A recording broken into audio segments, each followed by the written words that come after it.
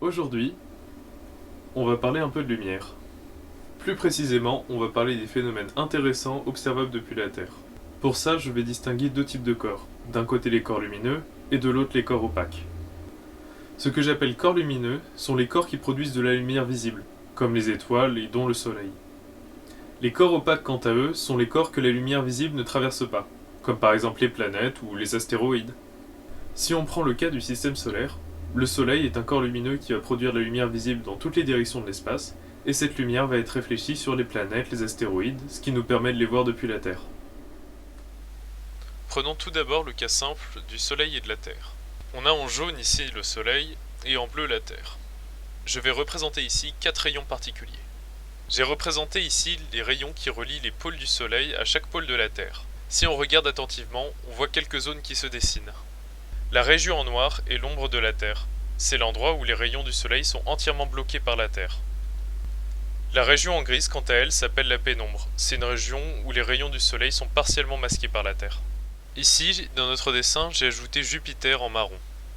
J'ai représenté ici en vert le champ de vision qu'on a lorsqu'on regarde directement à Jupiter. La zone que j'ai représentée en bleu est ce qu'on appelle la zone d'occultation. C'est une zone où les rayons lumineux sont cachés par Jupiter.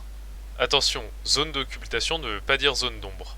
Lorsqu'on représente l'ombre et la pénombre de Jupiter, on voit bien que les rayons du Soleil ont accès à la zone d'occultation. On va distinguer trois phénomènes particuliers, le transit, l'occultation, ainsi que l'éclipse.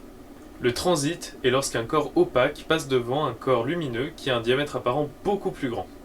On peut prendre en exemple le cas du transit de Vénus ou du transit de Mercure, le passage de Mercure ou de Vénus devant le Soleil. Pour parler des occultations, je vais reprendre Jupiter et la Terre et je vais ajouter un des satellites de Jupiter, Io. J'ai représenté de nouveau la zone d'occultation ainsi que l'orbite de Io. L'occultation est tout simplement l'entrée d'un corps dans la zone d'occultation.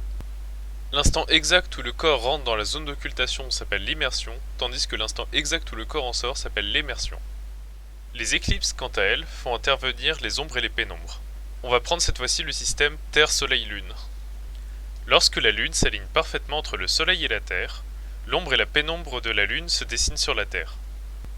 Sur Terre, l'éclipse est totale dans la zone d'ombre, tandis que l'éclipse est partielle dans la zone de pénombre. Avec le système Terre-Lune-Soleil, il existe un cas particulier. Comme vous le voyez sur le dessin, il y a une quatrième zone qui se dessine. L'apparition de cette quatrième zone existe grâce aux petites variations de l'orbite de la Lune autour de la Terre. Dans cette zone particulière, l'éclipse est dite annulaire. On voit un halo de lumière se dessiner autour de la Lune. On peut représenter un cas encore plus général avec le système Terre-Soleil-Jupiter. Si on prend l'orbite d'Io autour de Jupiter, on peut voir les trois phénomènes au cours du temps. Lorsqu'Io est en position 1, c'est le transit d'Io. Lorsqu'Io est en position 2, c'est l'éclipse d'Io. Io devient invisible peu importe le point de vue, car aucun des rayons du Soleil ne l'atteint. Et enfin, lorsque Io est en position 3, c'est l'occultation d'Io par Jupiter. Les rayons lumineux atteignent quand même Io, mais Jupiter nous bloque la vue. Et voilà, c'est tout pour aujourd'hui. Merci d'avoir regardé la vidéo jusqu'au bout, et je vous dis à la prochaine fois.